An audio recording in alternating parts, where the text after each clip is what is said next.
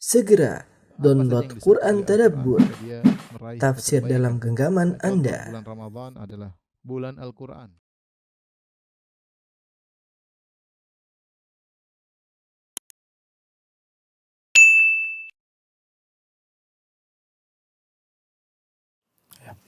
Bismillahirrahmanirrahim. Assalamualaikum warahmatullahi wabarakatuh. Alhamdulillahi ala ihsani wa syukru lahu ala taufiqihi wa amtinani wa asyhadu an la ilaha illallah wahdahu la syarika lahu ta'ziman li sya'nih wa asyhadu anna Muhammadan abduhu wa rasuluhu da'ila ridwani. Allahumma shalli alaihi wa ala alihi wa ashabihi wa ikhwani. Ibu yang dirahmati Allah Subhanahu wa taala, kita lanjutkan bahasan kita. Kita masih dalam rukun iman, yaitu iman kepada Allah, dan masih dalam pembahasan tauhid al-asma wa sifat. Dan kita masih melanjutkan kaidah-kaidah terkait tentang sifat-sifat Allah Subhanahu wa taala. Kita di penghujung pembahasan insyaallah taala. Kita masuk pada kaidah keempat. Lihat halaman 278. Babul ikhbar awsa'u min babis sifat. Bab tentang pengkhabaran tentang Allah lebih luas dari pembahasan tentang sifat-sifat. Wa babus sifat awsa'u min babil asma. Dan bab sifat lebih luas daripada bab tentang nama-nama. Jadi pembahasan tentang Allah atau pengkhabaran tentang Allah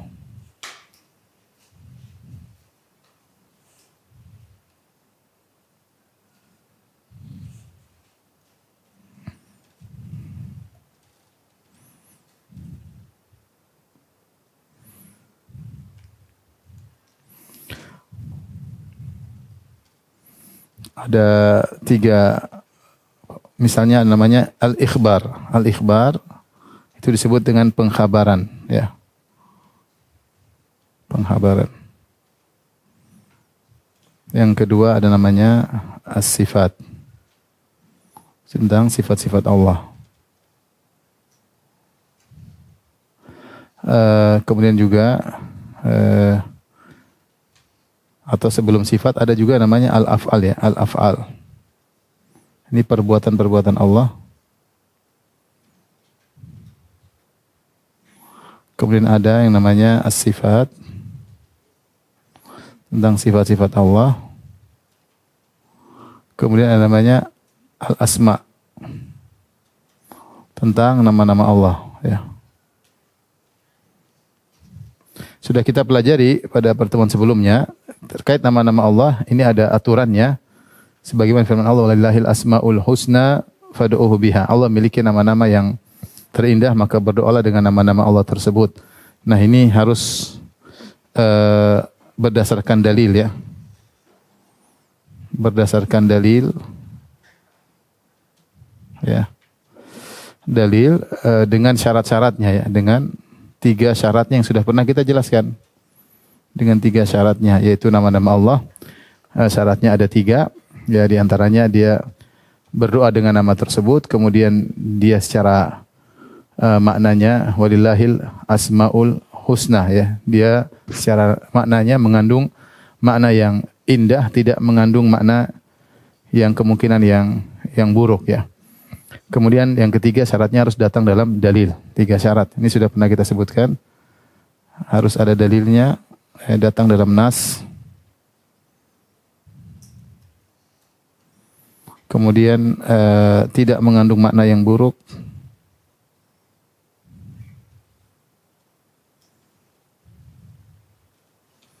Yang buruk, ya. Yang ketiga bisa untuk berdoa, berdoa dengannya. Dan kita tahu bahwasanya setiap nama mengandung sifat. Kita punya kaidah, ya, bahwasanya setiap nama mengandung sifat. Setiap nama Allah pasti mengandung sifat. Mengandung sifat. Karena setiap nama Allah pasti ada maknanya. Maknanya itu sifatnya itu. Seperti kita mengatakan Ar-Rahim berarti ada sifat rahmah. Kita ada nama Al-Ghafur berarti sifat maghfirah, ya. Sifat Al-Qawi yang maha kuat pasti mengandung sifat. Nama Allah Al-Qawi yang maha kuat mengandung sifat Al-Quwwah. Jadi setiap nama Allah pasti mengandung sifat. Tetapi tidak sebaliknya, perhatikan, tidak setiap sifat bisa dijadikan nama, tidak setiap sifat, tidak sebaliknya. Tidak sebaliknya. Artinya apa? Tidak setiap sifat bisa dibuat nama, bisa dijadikan nama. Dijadikan nama. Contoh sifat Allah banyak, misalnya istawa, Allah beristiwa, tapi tidak kita bilang nama Allah mustawi, paham? Di antara sifat Allah adalah apa? Istawa alal arsy, beristiwa di atas arsy. Tapi tidak kita katakan di antara nama Allah apa? Mustawi, yang beristiwa. Sama seperti sifat Allah di antaranya adalah memiliki tangan misalnya, atau memiliki wajah, tapi bukan nama Allah, misalnya sang pemilik tangan atau sang pemilik wajah, enggak, itu bukan nama Allah. Jadi tidak semua sifat bisa dijadikan apa? Nama, paham? Tapi setiap nama pasti mengandung sifat. Ya.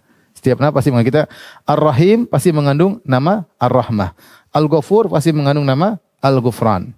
Al-Qawi yang maha kuat pasti mengandung sifat apa? Al-Quwah, ya. Dan demikian seterusnya.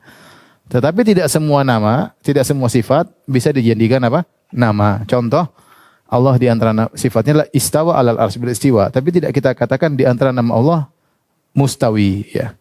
Tidak boleh dikatakan nama Allah mustawi. Di antaranya Allah memiliki sifat nuzul, turun.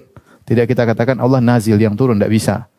Jadi dengan demikian kita tahu bahwasanya pembahasan tentang nama lebih sempit dari pembahasan tentang apa? Sifat. Kenapa lebih sempit? Karena tidak semua sifat bisa diambil sebagai apa? Nama. Tetapi setiap nama pasti mengandung sifat. Al-af'al, perbuatan-perbuatan Allah ini terkait dengan rububiyah, ya. Terkait dengan rububiyah Allah, ya. Seperti apa? Seperti mencipta, ini namanya perbuatan-perbuatan Allah, mencipta, menghidupkan, mematikan, ya. Memasukkan, mengeluarkan, ya. Allah, ya, apa namanya? Sayudkhiluhum fi rahmatih, Allah akan masukkan mereka dalam rahmat Allah, ya. Dan mengeluarkan manusia dari jalan yang gelap menuju jalan terang benderang, ya. Jadi perbuatan Allah banyak, memasukkan, mengeluarkan, misalnya mengeluarkan, ya. Dan lain-lain. Ini semua disebut dengan perbuatan-perbuatan Allah. Ini semuanya tentunya berdasarkan dalil-dalil, ya. Dalam perbuatan-perbuatan Allah juga ada sifat-sifat Allah, ya. Di antara perbuatan-perbuatan Allah ada sifat-sifat Allah, ya.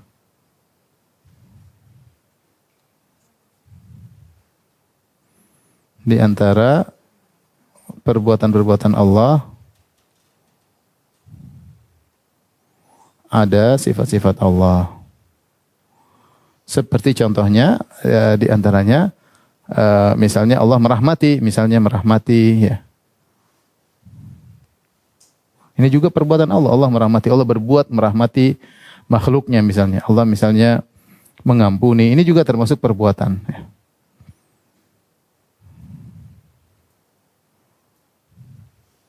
Tetapi tidak semuanya termasuk sifat-sifat Allah Subhanahu wa taala. Tidak semua perbuatan seperti memasukkan, mengeluarkan itu bukan sifat Allah. Perbuatan Allah tapi bukan termasuk sifat Allah Subhanahu wa taala. Jadi kebanyakan perbuatan terkait dengan rububiyah Allah, terkait tentang penciptaan dan pengaturan alam semesta. Adapun al-ikhbar, pengkhabaran tentang Allah Subhanahu wa taala, maka ini lebih luas lagi. Ini tidak mengapa, tidak harus berdasarkan nas,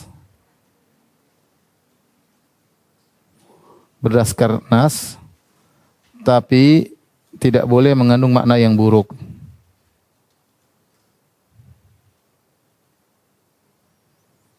Makna yang buruk.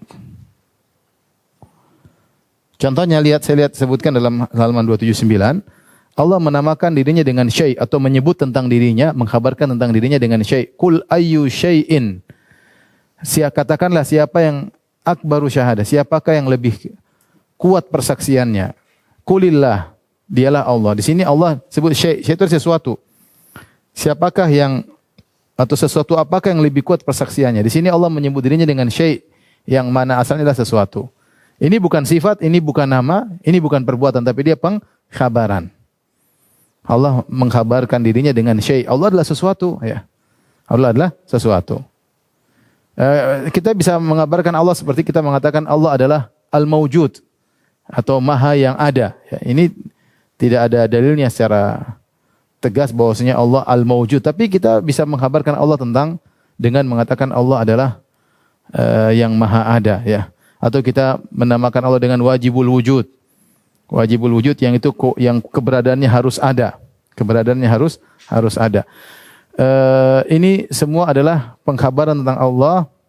Maka boleh kita mengkhabarkan tentang Allah dengan lafal apapun selama tidak mengandung makna yang buruk, ya. Seperti kita mengatakan Allah adalah yang memahamkan Nabi Sulaiman. Benar, ya. Fafahamna Sulaiman, ya. Kita mengkhabarkan tentang Allah. Dia bukan nama, dia bukan sifat, tapi dia pengkhabaran. Itu termasuk perbuatan juga. Allah membuat Nabi Sulaiman menjadi paham. Tetapi hati-hati, tidak boleh kita mengkhabarkan tentang Allah dengan makna yang maknanya buruk. Contoh, kita mengatakan Allah sebagaimana orang Nasrani mengatakan Allah adalah Bapa. Ini tidak boleh. Tuhan Bapa. Atau satu di antara yang tiga. Ini enggak benar. Satu di antara yang tiga. Ini tidak benar, ya. Atau menamakan Allah dengan dewa, ini juga tidak boleh, ya. Seakan-akan ada dewa, ada dewi, ini juga tidak boleh.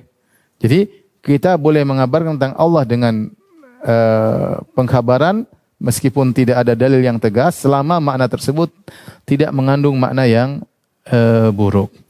Contoh kita makna yang salah juga, misalnya kita mengatakan Allah sebagaimana diucapkan oleh sebagian orang, Allah bermesraan dengan makhluknya. Ini agak repot. Karena makna mesra ini seperti ada makna yang kurang baik, seperti ada syahwat, ya. Maka hendaknya dihindari, ya. Jadi hati-hati dalam mengkhabarkan tentang Allah, jangan sampai mengandung makna yang tidak baik. Karena sebagian orang berlebih-lebihan terkadang mengungkapkan tentang Allah dengan bahasa-bahasa kekinian atau bahasa-bahasa gaul, namun khawatirnya mengandung makna yang buruk. Jadi inilah pembahasan tentang Allah, bisa dengan kita menggambarkan sifat nama-namanya, bisa tentang sifat-sifatnya, bisa af'alnya, perbuatan-perbuatannya, bisa pengkhabaran tentang Allah, dan pengkhabaran tentang Allah lebih luas, lebih lapang. Tidak mengapa, tidak harus ada dalil khusus, kita pakai bahasa apa saja, yang penting tidak mengandung makna yang buruk tentang Allah Subhanahu wa taala. Mudah-mudahan ibu-ibu paham. Ibu paham, ibu-ibu? Insyaallah, ya. Baik, berikutnya kaidah yang kelima, lihat halaman 280. As-sifat min haitsu tsubut wan nafi tanqasimu ala sifatin manfiyah wa sifat subutiyah. Sifat Allah terbagi menjadi sifat manfiyah, sifat yang tertolak, dan sifat subutiyah, yaitu sifat yang ditetapkan. Dan sifat subutiyah yang ditetapkan tersebut terbagi lagi menjadi 3 atau 2, sifat zatiyah dan sifat fi'liyah, dan sifat zatiyah fi'liyah. Perhatikan sini, ya. Saya jelaskan, coba perhatikan di papan tulis, ya. Sifat-sifat Allah bisa juga ditinjau. Ada 2, manfiyah. As-sifat al-manfiyah. Manfiyah maksudnya yang ditolak. Ditolak dari Allah. Dan ini banyak. Contohnya apa? Contohnya saya sebutkan situ. Contohnya tidur, ngantuk, ya. Ini ditolak, tidur, ngantuk, lapar, atau makan, ya. Kemudian capek, ya, letih. Ini semua Allah tolak. Allah tidak tidur, Allah tidak ngantuk, Allah tidak lapar, Allah tidak capek, zalim, ya. Allah juga tidak zalim. Ini semua namanya sifat-sifat yang ditolak, ya, tertolak dari Allah Subhanahu wa taala. Ini yang pertama. Yang kedua namanya sifat subutiyah. Sifat-sifat yang ditetapkan kepada Allah. Nah, yang ditetapkan kepada Allah ini kita bagi 2 saja lebih mudah, ya, biar lebih mudah. Ada namanya sifat zatiyah. Ada namanya sifat al-fi'liyah. Sifat zatiyah itu apa? Sifat yang tidak terkait dengan kehendak Allah. Selalu ada pada Allah selalu ada pada Allah, tidak terkait dengan kehendak Allah. Dengan kehendak Allah. Ini diantara ciri-cirinya. Contohnya apa? Contohnya banyak. Contohnya seperti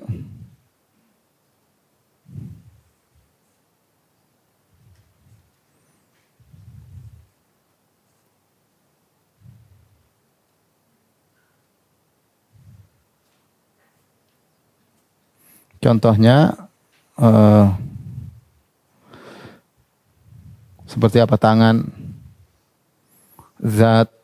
Allah memiliki sifat zat.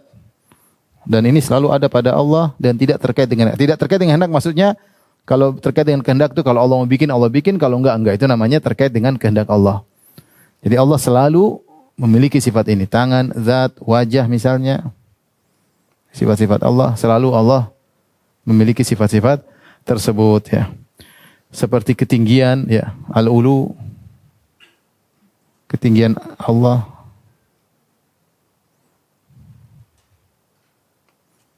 Ini namanya sifat zatiyah ya. Sifat-sifat zatiyah. Nah, ada sifat-sifat fi'liyah. Sifat fi'liyah adalah yang terkait dengan kehendak Allah.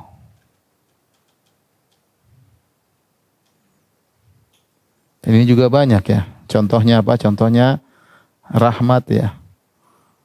Allah merahmati sebagian kalau Allah kehendaki dan terkadang Allah murka kepada sebagian. Murka, marah misalnya.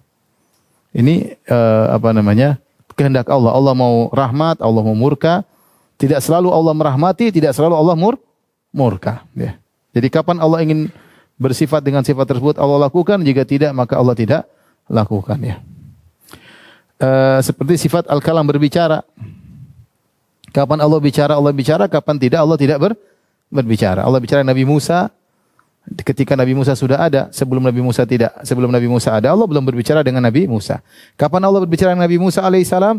Ketika ada Nabi Musa. Berarti tidak selalu Allah berbicara dengan Nabi Musa. Ini contoh. Sifat-sifat ini namanya sifat al-fi'liyah atau disebut juga dengan ikhtiyariyah.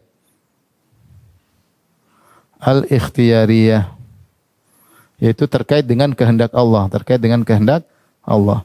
Contoh lagi yang sifat zatiyah seperti melihat ya.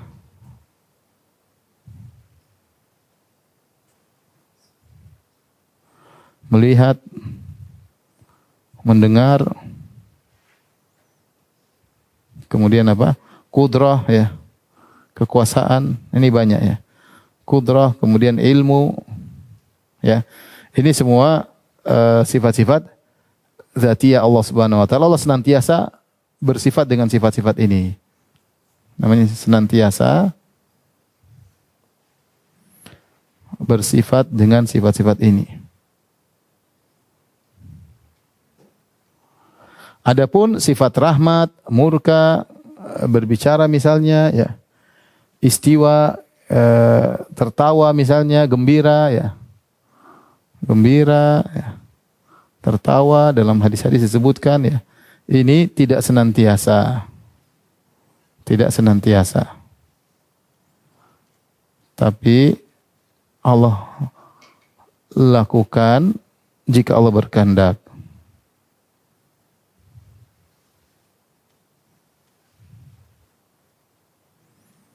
Bisa dibedakan ibu-ibu? Ya. Jadi kalau sifat-sifat yang selalu ada pada Allah tidak terkait dengan kehendak Allah namanya sifat zatiyah. Banyak seperti zat, wajah ya. Tidak mungkin kita mengatakan terkadang Allah berwajah, terkadang tidak berwajah. Enggak mungkin. Allah senantiasa memiliki apa? Wajah. Maka Allah senantiasa memiliki zat. Allah senantiasa memiliki ilmu. Allah senantiasa memiliki qudrah. Maka itu semua namanya sifat apa? Zat. Sifat zatiyah yang tidak pernah terlepas dari Allah Subhanahu wa taala. Adapun sifat fi'liyah tidak senantiasa demikian. Apa kita mengatakan Allah senantiasa tertawa? Jawabannya tidak. Ada sebab Allah tertawa. Yatahakullahu ila rajulaini yaqtulu ahaduhumal akhar kilahuma yadkhulul jannah. Dalam Sahih Bukhari kata Nabi sallallahu alaihi wasallam, Allah tertawa kepada dua orang yang salah satu membunuh yang lainnya tapi dua-duanya masuk surga. Kok bisa? Yang satu Islam berjihad masuk dalam medan pertempuran, kemudian yang Islam ini terbunuh oleh lawannya orang kafir. Akhirnya yang terbunuh ini mati syahid, masuk surga. Ternyata yang membunuhnya kemudian masuk Islam di kemudian hari. Kemudian dia juga perang dan dia mati syahid, kemudian dia juga masuk apa? Surga. Kalau mereka ketemu, loh, kamu bunuh saya kok masuk surga? Ternyata ceritanya dia sadar kemudian masuk apa? Islam. Ya. Kata Nabi, yadhakullahu ila rajulaini yaqtulu ahaduhumal akhar kilahuma yadkhulul jannah. Allah tertawa kepada dua orang yang membunuh salah satunya, membunuh yang lain, tapi kedua-duanya masuk surga. Apakah Allah senantiasa tertawa? Jawabannya tidak. Apakah Allah senantiasa merahmati? Jawabannya tidak. Ada orang yang Allah murkai. Fir'aun, Allah murkai dia, ya, tidak senantiasa. Nah, sifat-sifat seperti namanya sifat al-ikhtiyari. Apakah Allah berbicara selalu? Ibu-ibu? Tidak, ya. Tidak. Ya, terkadang Allah berbicara dengan Nabi Musa, terkadang Allah tidak berbicara. Terkadang berbicara dengan malaikat, ini namanya sifat apa? Ikhtiyariyah fi'liyah, terkait dengan perbuatan Allah, terkait dengan kehendak Allah Subhanahu wa taala, ya. Ini sekedar pengetahuan, nanti ada suatu saat kita akan bahas, ya. Sifat-sifat ini ditolak seluruhnya oleh ahlul bidah, sifat-sifat ini. Sifat-sifat ini ditolak oleh ahlul bidah, sifat-sifat fi'liyah. Ini ditolak oleh ahlul bid'ah. Baik Jahmiyah, Mu'tazilah, Asy'ariyah, Maturidiyah semuanya menolak sifat-sifat ini, mereka takwil seluruhnya. Mereka tolak dan mereka takwil. Mudah-mudahan nanti ada pembahasannya lebih panjang lebar dalam akidah wasithiyah atau yang lainnya.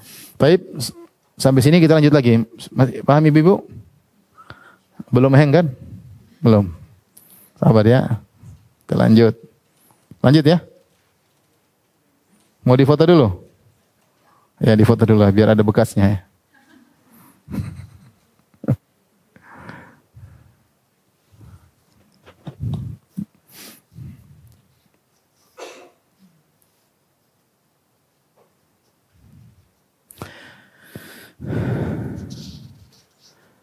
Kenapa mereka menolak sifat-sifat fi'liyah? Nanti ada pembahasannya. Ya. Pembahasan secara khusus lebih dalam, lebih detail. InsyaAllah pada kesempatan yang lain.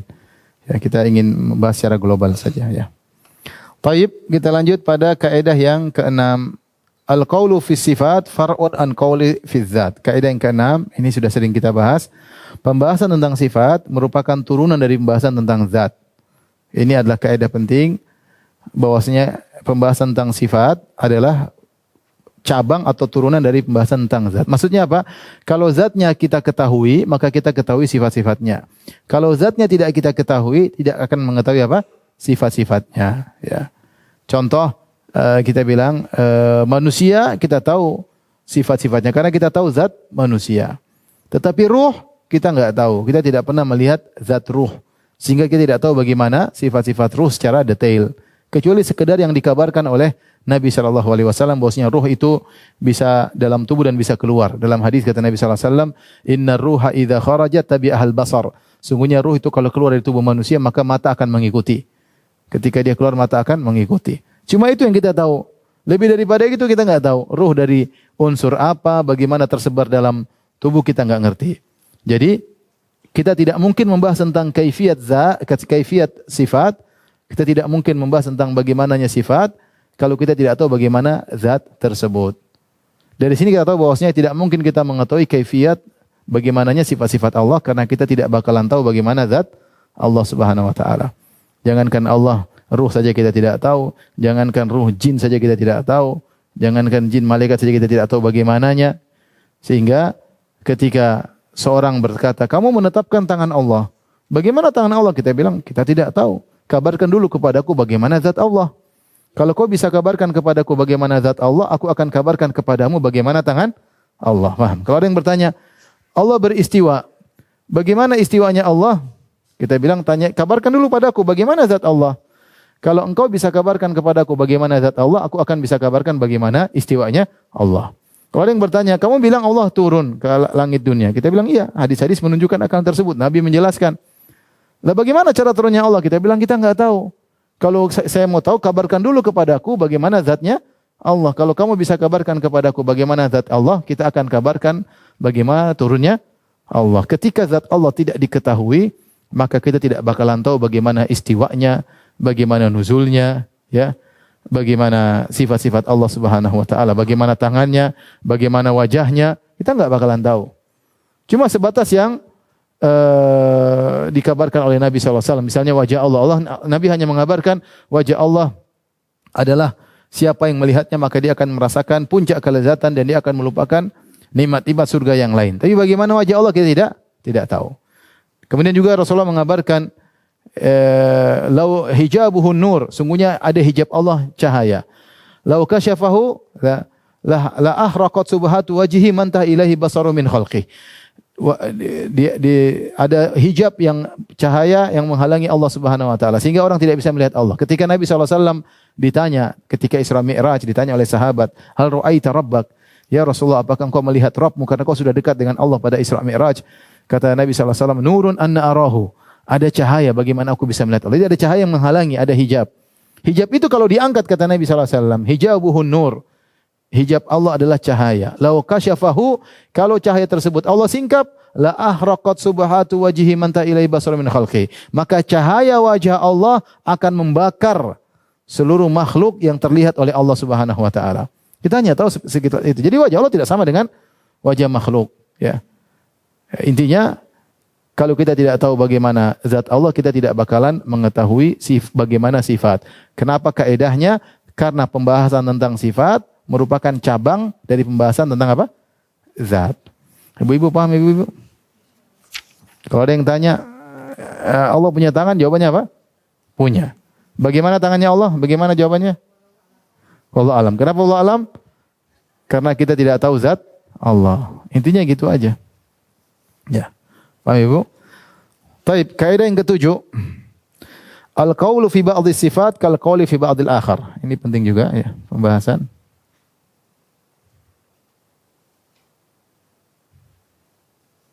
Tentang sebagian sifat sama dengan pembahasan tentang sifat yang lain.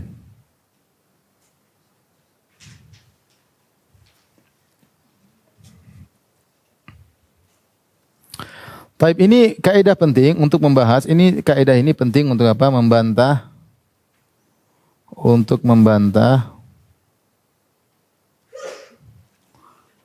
orang yang menetapkan sebagian sifat sementara menolak yang lain. Menolak yang lain. Taib. Contoh, kita bilang Asy'ariyah, misalnya Asy'ariyah, ya. Contoh, Asy'ariyah menetapkan sifat, dia menetapkan sifat iradah, kehendak. Iradah, qudrah, ilmu misalnya, ya. Tapi menolak Asy'ariyah menolak misalnya sifat rahmat. Rahmat mereka tolak, mencintai, mahabbah mereka tolak. Kalau kita bilang Allah mencintai, dalam Al-Quran banyak. Dalam Al-Quran Allah mencintai, dalam hadis Rasulullah jelaskan Allah mencintai dan Allah dicintai. Taib. Mereka takwil rahmat semua mencintai. Kalau ditanya kepada Asy'ariyah, kenapa engkau misalnya murka, ya, marah, ya, kenapa engkau menolak sifat rahmat? Kata dia, rahmat itu tidaklah memiliki rahmat kecuali makhluk. Karena menyayangi itu sifat makhluk. Kalau Allah enggak mungkin memiliki sifat menyayangi. Terus kalau begitu dalam Al-Quran Ar-Rahman Ar-Rahim, rahmat mau diartikan apa? Rahmat diartikan iradatus sawab, yaitu ingin memberikan kebaikan atau iradatul khair. Rahmat ini kita takwil maknanya bukan sayang, tetapi maksudnya ingin. Allah ingin memberikan kebaikan kepada hamba. Kalau dikatakan Allah merahmati Nabi Muhammad SAW, maksudnya Allah ingin kebaikan bagi Nabi SAW. Bukan Allah sayang kepada Nabi, bukan. Mereka tidak mau bilang Allah sayang. Kalau dikatakan Allah mencintai Nabi Muhammad, karena Rasulullah SAW Khalilur Rahman, kekasih Allah. Orang Asy'ariyah mengatakan tidak boleh kita bilang Allah mencintai. Karena mencintai itu sifat manusia yang harus ada hatinya, harus cinta dan macam-macamnya. Kalau begitu, mencintai maksudnya Allah ingin. Selalu mereka larikan kemana? Ke iradah, kehendak. Ingin, selalu. Jadi rahmat ditakwil jadi apa? Ingin. Mencintai diartikan dengan apa? Ingin. Murka juga diartikan dengan apa? Ingin. Karena mereka menetapkan sifat ingin di sini, perhatikan. Karena mereka menetapkan sifat ingin, maka semua sifat-sifat ini mereka takwil menjadi apa? Ingin kebaikan bagi fulan, ingin ini bagi fulan, ingin. Kita bilang, kenapa kau menolak merahmat mencintai murka? Kalau murka ingin keburukan bagi si fulan, semuanya ditafsirkan dengan ingin. Ingin kebaikan, ingin keburukan. Kata mereka karena rahmat mencintai murka itu hanya sifat manusia, sifat makhluk. Allah tidak boleh sama dengan makhluk. Kita bilang sama saja. Kehendak juga yang makhluk, manusia punya kehendak enggak? Punya. Ya sama saja. Kalau kau takwil dengan kehendak, dengan ingin, sama saja. Berarti kau menyamakan Allah juga dengan apa? Makhluk. Karena perkataan pada sebagian sifat sama dengan perkataan sebagai sifat yang lain. Kalau mereka mengatakan, oh ingin kami di sini kehendak Allah bukan seperti kehendak makhluk. Kita bilang sama saja. Kalau gitu rahmat Allah tidak sama dengan rahmatnya apa? Makhluk. Paham ibu-ibu? Apa yang kamu katakan tentang sifat iradah, kami juga katakan tentang sifat rahmat dan mencintai. Intinya, apa yang Asy'ariyah katakan tentang sifat iradah, ingin atau kehendak, maka itu juga yang kami katakan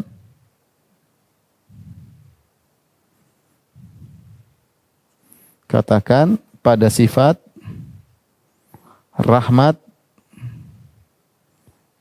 dan mencintai, ya, dan mencintai.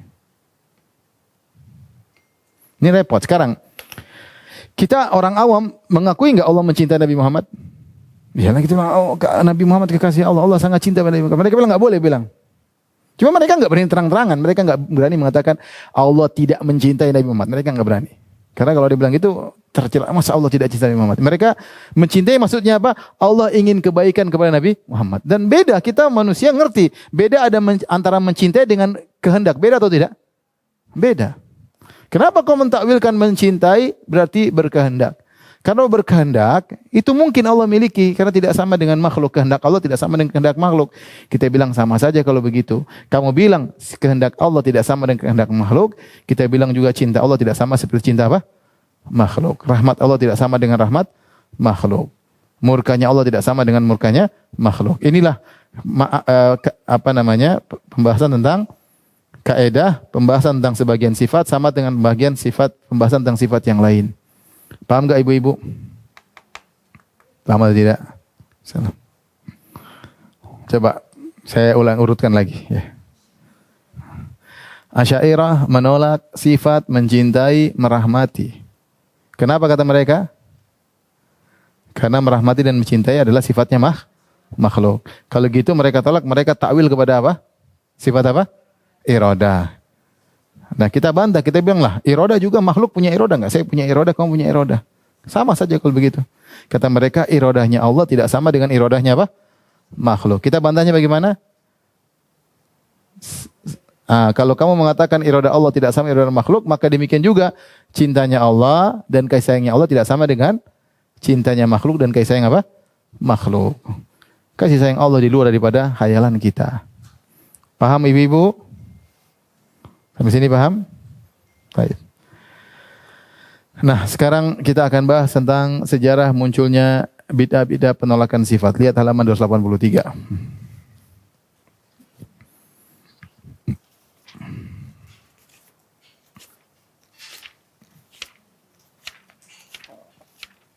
Kita mau ringkas ya, insyaallah. Ibu sudah buka? Ini sudah difoto belum? Biar ada bekasnya ya. Silakan difoto.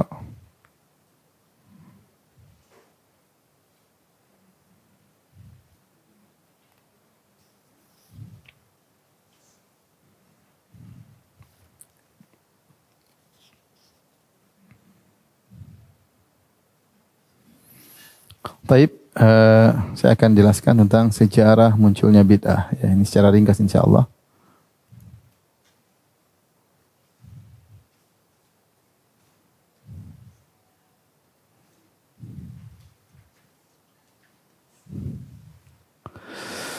Pertama ya silsilah ya para sahabat tentunya di atas sunnah ya, di atas sunnah.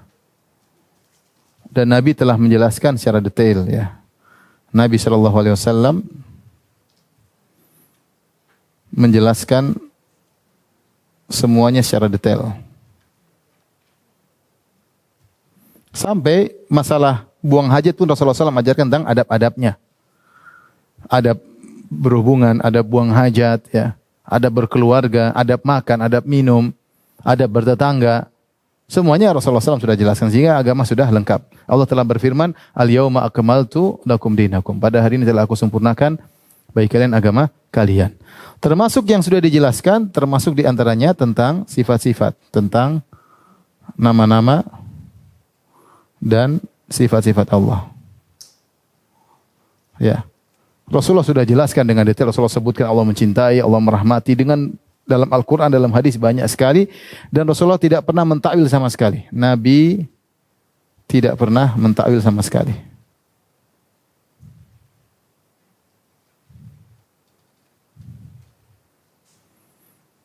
Ya, Nabi tidak pernah berkata, kalau saya bilang Ar-Rahman Ar-Rahim, maksudnya bukan menyayangi, bukan ya para sahabatku. Ar-Rahman Ar-Rahim maksudnya Allah maha berkehendak kebaikan bagi hambanya. Tidak pernah Nabi bilang begitu. Nabi tidak pernah mengatakan dalam Al-Quran, Allah mengatakan bahwasanya Allah memiliki tangan. Oh, maksud Allah ya wahai para sahabatku, tangan maksudnya adalah kekuatan dan kenikmatan. Allah tidak pernah punya tangan. Nabi tidak pernah bilang begitu. Nabi tidak pernah mengatakan Allah murka. Allah murka kepada mereka. Murka maksudnya bukan murka para sahabatku, maksudnya adalah ingin keburukan. Tidak pernah Nabi bilang begitu. Ketika Nabi angkat tangan berdoa ke atas, Nabi tunjuk ke atas, Allahumma syahad, ya Allah persaksikanlah. Ala ballagtu, apakah sudah aku sampaikan pada kalian? Nabi begini, Nabi bilang Isra Mi'raj ketemu Allah di atas. Nabi tidak pernah bilang Allah tidak di atas. Saya cuma main-main aja, enggak pernah. Apa Nabi pernah bilang gitu? Saya bilang saya ke atas ketemu Allah, enggak ada Isra Mi'raj. Enggak, saya enggak, Allah tidak ada di atas. Terus kamu begini kenapa ya Rasulullah? Enggak, ini memang Allah enggak atas, cuma begini aja. Memang kiblat doa ke atas. Enggak pernah Nabi bilang begitu. Nabi tunjuk Allah. Ya. Allah mengatakan Allah fis sama, Allah di atas. Tidak pernah sekalipun Nabi bilang maksudnya bukan Allah tidak di atas, enggak pernah. Selalu zahirnya demikian. Nabi bilang malaikat turun dari langit ke bawah, malaikat lapor ke atas. Nabi tidak pernah bilang malaikat ke atas tidak lapor sama Allah karena Allah tidak di atas, tidak pernah. Jadi semuanya penjelasan dengan gamblang. Rasulullah mengatakan kepada para sahabat, maksudnya Allah murka, Allah tertawa, Allah gembira dengan taubatnya seorang hamba. Tidak pernah Nabi mengatakan maksudnya gembira di sini adalah begini-begini, enggak pernah. Itu sifat-sifat Allah Subhanahu wa taala dan semuanya jelas. Ini di zaman Nabi sallallahu alaihi wasallam. Oleh karena Ibnu Qayyim berkata, ya, Ibnu Qayyim berkata, ya, tidak ada perselisihan, ya, di antara para sahabat tentang sifat-sifat Allah, tidak ada. Tapi ini kondisi di zaman Nabi sallallahu alaihi wasallam. Kondisi di zaman Nabi.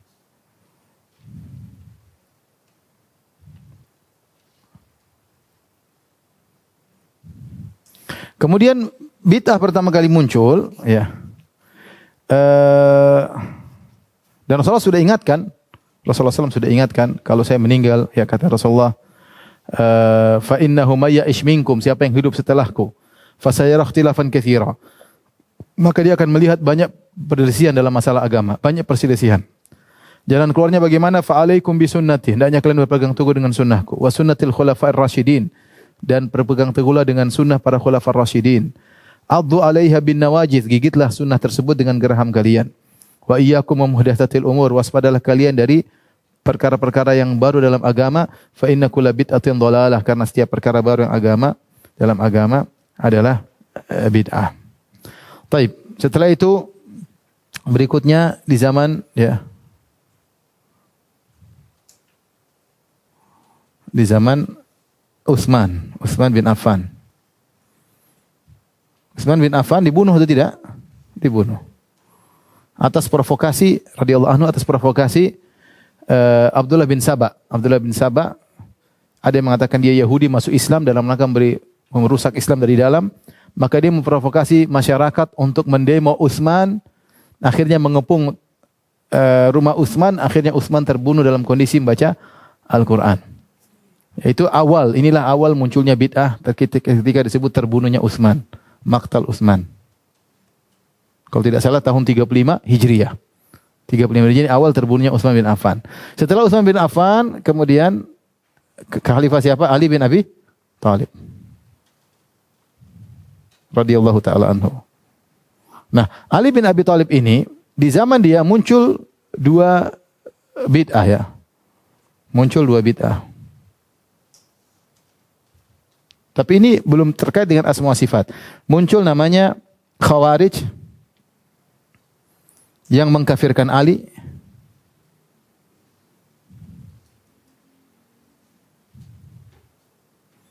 Dan muncul juga benih-benih Syiah. Benih-benih Syiah yang berlebihan terhadap Ali.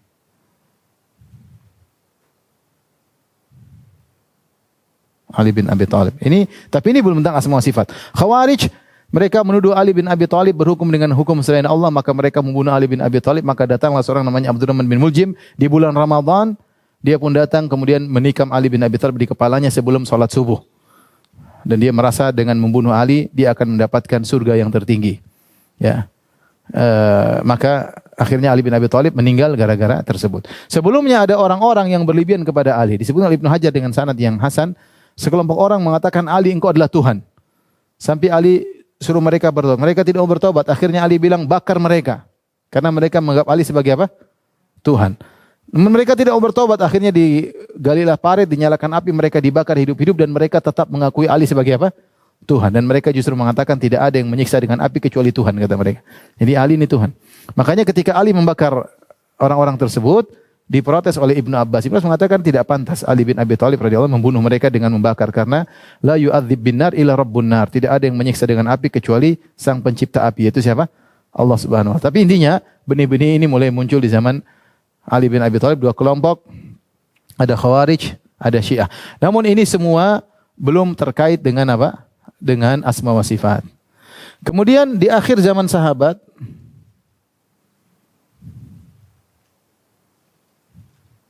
di akhir zaman sahabat junior, itu di masa Ibnu Umar,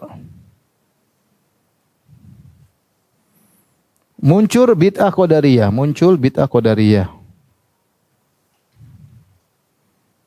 Qadariyah itu yang mengatakan semua terjadi tanpa takdir. Itu Allah menciptakan sesuatu tanpa planning, langsung semua ciptakan begitu saja. Dan Allah tidak tahu apa yang terjadi di kemudian hari.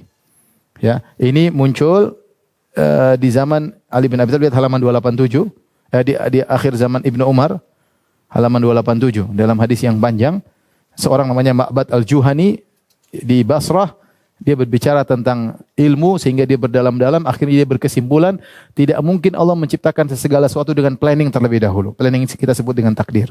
Kalau kita kan meyakini sebelum Allah menciptakan, Allah sudah memplanningkan dulu, Allah catat planningnya tersebut, itu namanya apa? Takdir. Sehingga dia menolak takdir. Logika dia mengantarkan semua terjadi tanpa takdir. Al-amru unuf. Semua perkara terjadi baru saja. Tanpa direncanakan oleh Allah sebelumnya. Ini muncul di zaman Ibnu Umar. Tapi tetap saja semuanya belum tentang asma wa sifat. Paham Ibu? Lanjut. Bid'ah berikutnya. Di zaman Hasan al-Basri. Tabi'in. Al-Basri. Seorang tabi'in. Hasan al-Basri, dia punya majelis. Sampailah pada suatu hari Hasan al-Basri membahas tentang masalah pelaku dosa besar. Orang pelaku dosa besar ini bagaimana hukumnya? Kata Hasan al-Basri, dia adalah seorang mukmin, masih mukmin tapi naqisul iman, imannya kurang. Ada orang berzina, dikatakan mukmin atau bukan? Kata Hasan al-Basri, dia mukmin tapi imannya apa? Kurang. Seorang riba, seorang mencuri, orang ini kafir atau bukan? Nah, belum kafir, masih mukmin tapi imannya kurang. Nah, ada muridnya yang tidak setuju. Muridnya tidak setuju, munculnya Wasil bin Atha. Wasil bin Atha. Dia tidak setuju, dia mengatakan pelaku dosa besar tidak kafir, tidak mukmin tapi dia fi manzilah baina manzilatain. Menurut dia pelaku dosa besar tidak mukmin tidak kafir, tapi di antara keduanya. Disebut dengan manzilah baina manzilatain ya. Ada istilah manzilah baina manzilatain. Ini istilah ya. Yaitu tidak mukmin, tidak kafir tapi tengah-tengah. Ini aneh. Islam cuma ada mukmin sama mukmin atau apa? Kafir. Kalau enggak mukmin berarti apa? Kafir. Nah, mukmin bertingkat-tingkat, ada imannya tinggi, ada imannya kurang. Paham? Kalau kita ahlu sunnah, orang cuma dua, imma kafir wa imma syakirun wa imma kafur. Kalau tidak bersyukur beriman ya kafir. Cuma dua. Tetapi orang yang beriman ini bertingkat-tingkat, ada yang imannya tinggi, ada yang imannya apa? Kurang. Kalau orang melakukan dosa besar, kafir atau tidak? Tidak. Orang berzina kafir? Tidak. Orang makan riba kafir? Tidak. Minum khamar kafir? Tidak. Tapi bagaimana imannya? Imannya apa? Kurang. Nah, Mu'tazilah atau Wasil bin Atha dimana tidak. Orang pelaku dosa minum khamar, dia keluar dari keimanan tapi tidak masuk kafir. Terus di mana? Di tengah-tengah.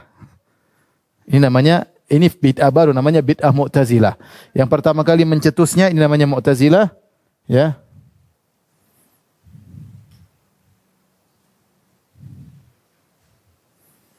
Yang pertama kali ini namanya bid'ah Mu'tazilah. Yang pertama kali mencetusnya adalah Wasil bin Atha. Wasil bin Atha. Nah, Wasil bin Atha ini diikuti oleh seorang yang ahli ibadah zuhud namanya Amr bin Ubaid. Amr bin Ubaid adalah seorang pengikut Wasil bin Atha dan dia seorang yang sangat zuhud sehingga dia disukai oleh wali ketika itu karena dia zuhud, dia suka menangis. Banyak orang ikut dia. Sehingga mazhab Mu'tazilah laris. Tetapi ini semua belum ada bicara tentang asma wa sifat. Ini masih satu tentang masalah pengkafiran, masalah hukum status orang. Ini semua bid'ah belum terkait dengan asma wa sifat. Paham ibu-ibu? Tadi bid'ah pertama Khawarij sama apa? Syiah. Benih-benih Syiah. Kemudian bid'ah Qadariyah, paham? Belum tentang asma wa sifat. Kemudian bid'ah tentang Mu'tazilah. Ya, ini semua belum. Mulai bid'ah asma wa sifat ini semua masih belum. Masih belum muncul bid'ah tentang sifat.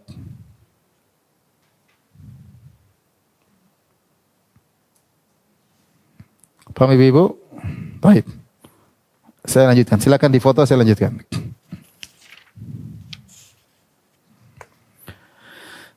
Kalau sudah silakan buka halaman 290.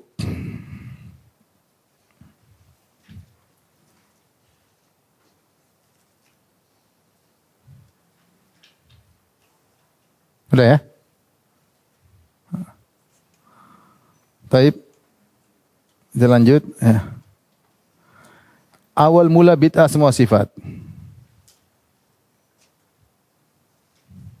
Atau sejarah bid'ah tentang sifat.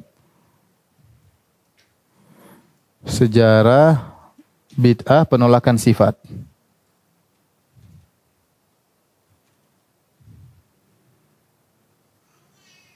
Baik. Yang pertama adalah seorang namanya Ja'ad bin Dirham. Ja'ad bin Dirham.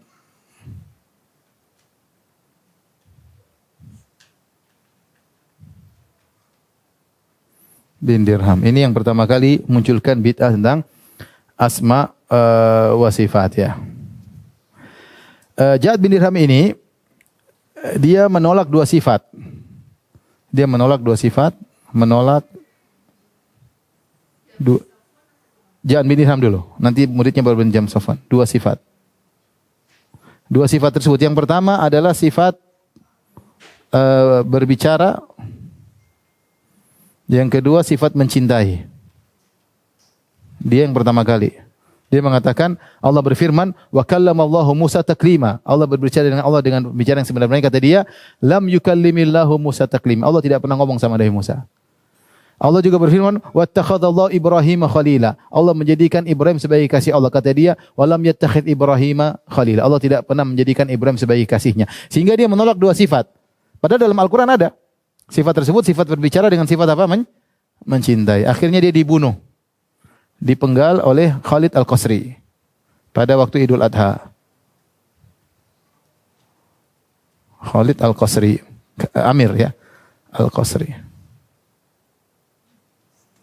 Ketika Idul Adha, dia mengatakan, wahai jamaah sekalian, pulanglah kalian sembelih hewan-hewan kurban kalian dan aku akan menyembelih siapa? Ja'ad bin Dirham. Kenapa? Karena dia mengatakan Allah tidak pernah berbicara dengan Nabi Musa dan Allah tidak pernah mencintai apa? Ibrahim. Allah tidak pernah menjadikan Ibrahim sebagai kasih. Dia nolak ayat, maka dibunuh. Ja'ad bin Dirham ternyata tidak hilang anunya apa? Bid'ahnya, diwarisi oleh namanya Jaham bin Safwan.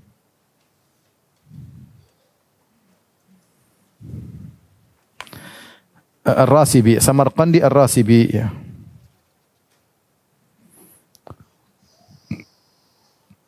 Dia yang paling menyebarkan tentang akidah menolak sifat, dia belajar dari ajaran Ja'ad bin Dirham dan dia yang melariskan, beliau ini yang melariskan penolakan sifat. Semua penolakan sifat pasti terpengaruh dengan Jaham bin Safwan.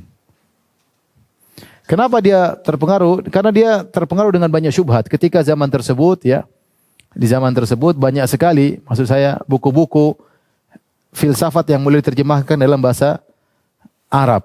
Karena orang-orang Islam mulai banyak. Jadi orang-orang Islam bukan hanya orang Arab, orang-orang Ajam mulai banyak masuk Islam. Dan sebagian orang-orang Ajam tersebut non-Arab maksudnya ketika mereka masuk Islam banyak juga akhirnya mereka memegang pemerintahan. Sehingga akhirnya mereka membawa buku-buku filsafat Yunani ke negeri Arab. Akhirnya buku-buku tersebut mulai diterjemahkan. Ketika mulai diterjemahkan, akhirnya mereka mulai baca buku Aristoteles, Plato, dan yang lainnya. Akhirnya mereka punya pola pikir tentang Tuhan dengan pola pikirnya Aristoteles, Plato, dan Platonis. Ya, sehingga akhirnya mereka Tuhan itu harus begini, begini, begini. Ya, sehingga kaidah mereka tentang Tuhan, mereka bilang Tuhan tidak boleh punya sifat ini, tidak punya sifat ini, tidak punya sifat ini, dan seterusnya. Itu pertama diambil Ja'ad bin Dirham. Kemudian diwariskan kepada Jaham bin Safwan. Dan Jaham bin Safwan juga akhirnya dibunuh oleh Salam bin Al-Ahwas Al-Muzani di kota Maru. Ya. Dia akhirnya juga dibunuh oleh Amir juga, namanya Salam bin Ahwas.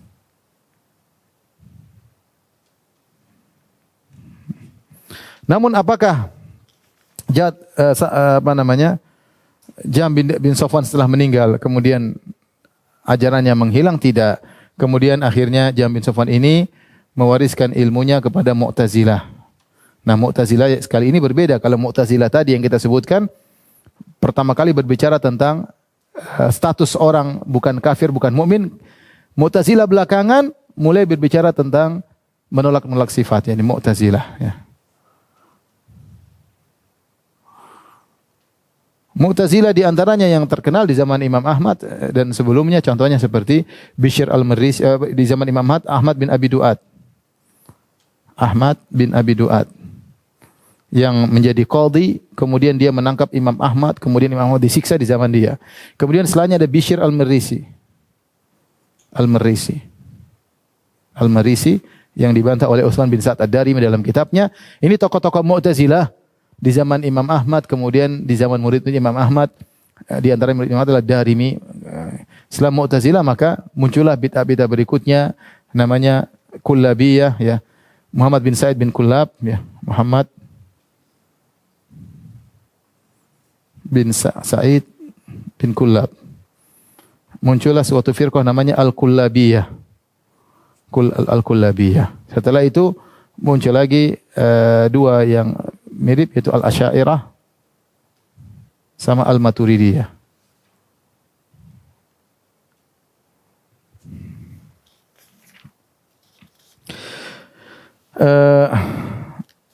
Atau Abdullah bin Sa'id bin Kullab ya.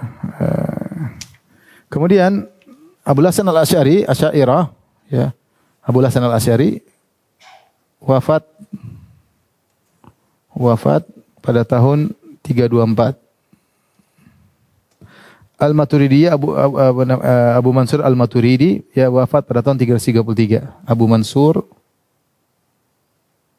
Al-Maturidi. Ini wafat pada tahun 333. Nah, tentunya muncul para ulama membantah mereka, membantah Mu'tazilah dan berusaha mengembalikan akidah kepada akidah salaf. Seperti seperti Imam Ahmad punya buku Ar-Rad 'alal Jahmiyah wa Zanadiqah. Intinya ingin mengembalikan penyimpangan yang terjadi di zaman beliau untuk kembali kepada pemahaman salaf. Imam Bukhari punya buku Khalqu Afalil Ibad. Ingin juga membantah mereka. Demikian dalam Sahih Bukhari juga namanya Kitabut Tauhid Warad alal Jahmiyah. Bantahan terhadap Jahmiyah. Ini adalah sejarah tentang penolakan sifat-sifat Allah dan masing-masing punya metode penolakan tersendiri. Mau kita jelaskan apa enggak? Atau nanti? Hah? Jelaskan ya. Sabar ya. Sekalian hang sekalian. Tunggu ya. Ini sudah difoto. Silakan. Biar kita selesai semua sifat. Detailnya nanti mungkin kita akan bahas pembahasan yang lain ya.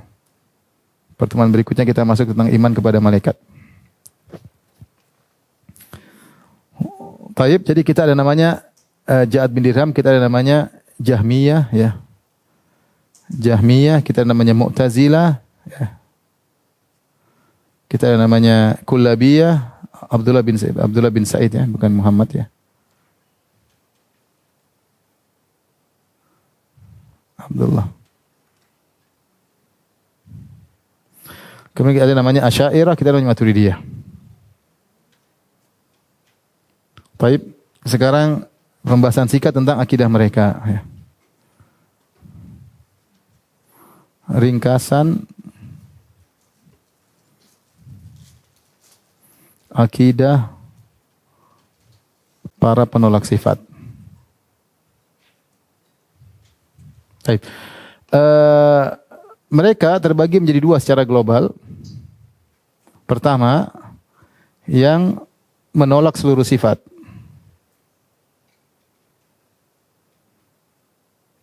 Semua sifat mereka tolak. Ini ada dua. Yang pertama namanya Al-Jahmiyah. Apa ciri-cirinya? Menolak seluruh sifat.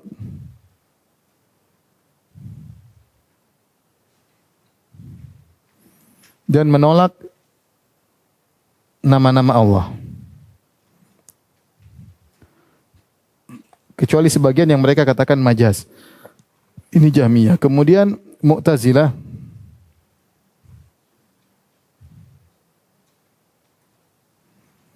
Al-Mu'tazilah menolak seluruh sifat.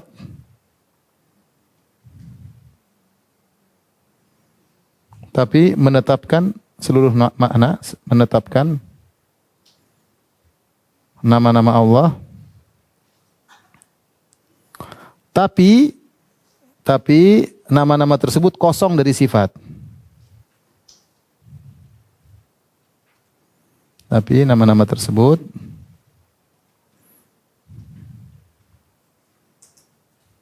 tidak mengandung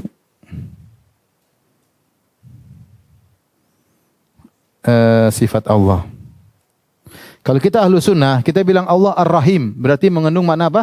Rahmat. Paham? Nama Allah apa? Ar-Rahim. Dan nama Allah Ar-Rahim mengandung sifat apa? Rahmat. Kalau Mu'tazilah enggak, Allah punya nama Ar-Rahim tapi tidak mengandung sifat apa? Rahmat. Kenapa begitu? Tentu mereka punya syubhat, tapi tidak akan mungkin kita bahas sekarang. Tapi intinya akidah mereka demikian. Allah punya nama tapi tidak mengandung makna. Allah Ar-Rahim tapi tidak mengandung sifat rahmat. Allah Al-Qadir tapi tidak mengandung sifat kudrah. Itu namanya Mu'tazilah. Kemudian kelompok yang kedua yang menolak sebagian sifat, menolak sebagian sifat dan menetapkan sebagian. Jadi tidak semua mereka tolak. Kalau Mu'tazilah, Jahmiyah menolak seluruh sifat. Bedanya Jahmiyah menolak seluruh nama, adapun Mu'tazilah menetapkan nama. Namun nama tersebut tanpa mengandung sifat karena mereka tolak sifat. Ada sekelompok penolak sifat yang hanya menolak sebagian sifat. Ini pun ada dua. Yang pertama adalah yang menetapkan sifat, seluruh sifat zatiyah. Ibu tahu sifat zatiyah tadi kita sebutkan. Apa sifat zatiyah? Sifat yang selalu berada pada Allah. Apa saja?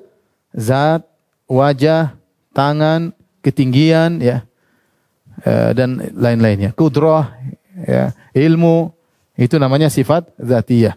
Yang menetapkan seluruh sifat zatiyah ada dua. Pertama namanya Al-Kullabiyah. Al-Kullabiyah.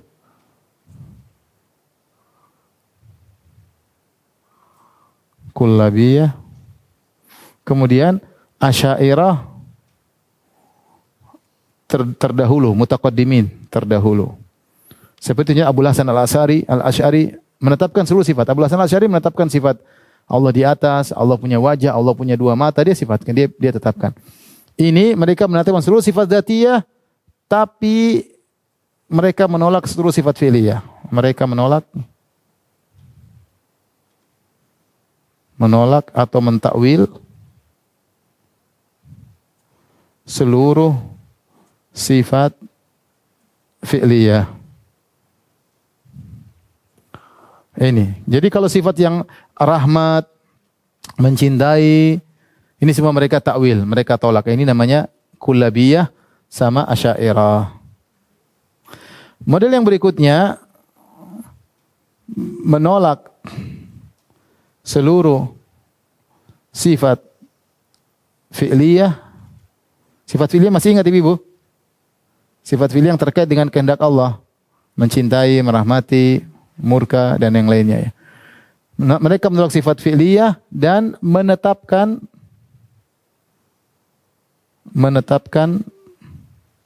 sebagian sifat dzatiyah. Tidak semua yang mereka tetapkan, cuma 7, yaitu cuma 7 atau 8 sifat. Siapa mereka ini? Ada 2. Yang pertama namanya Asy'ariyah belakangan, mutaakhirin, Asy'ariyah belakangan. Yang satunya Maturidiyah. Inilah kesimpulan tentang akidah para penolak sifat. Tentunya ini bahasanya sangat panjang. Saya hanya ringkaskan saja tentang mereka. Jadi kita lihat ada 2 model penolak sifat. 2 model. Model pertama yang menolak seluruh sifat-sifat Allah. Allah tidak punya sifat sama sekali. 2 kelompok tersebut Jahmiyah sama Mu'tazilah. Bedanya Mu'tazilah menetapkan nama, tapi nama-nama tersebut tidak mengandung makna. Model kedua yang menolak sebagian sifat. Yang menolak sebagian sifat ada 2 model juga. Yang pertama yang menetapkan seluruh sifat dzatiyah, yang ditolak hanya sifat fi'liyah. Ditetapkan sifat dzatiyah. Ini Al-Kullabiyah dan Asy'ariyah terdahulu.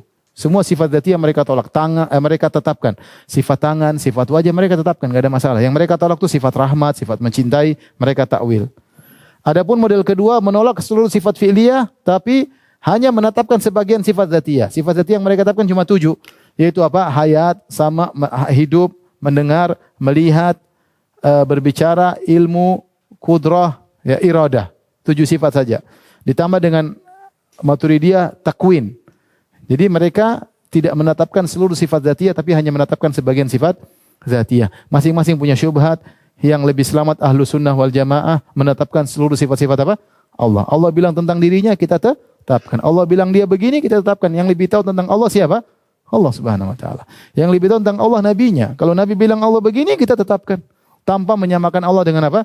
Makhluknya. Karena kita tidak mungkin menyamakan Allah dengan makhluk karena kita tidak tahu zat Allah. Ya, Allah punya tangan, Allah punya tangan. Tangan Allah tidak sama dengan tangan kita. Kekuatan Allah tidak sama dengan kekuatan kita. Ilmu Allah tidak sama dengan ilmu kita. Cinta Allah tidak sama seperti cinta kita dan yang lain-lainnya. Sebagaimana zat Allah tidak sama dengan zat kita dan itu yang lebih selamat. Itulah akidah Ahlussunnah wal Jamaah, akidah salafus saleh yang mereka menuliskan buku-buku mereka secara bersanad tentang akidah mereka, secara zahir tentang sifat-sifat Allah Subhanahu wa taala. Wallahu taala alam bisawab.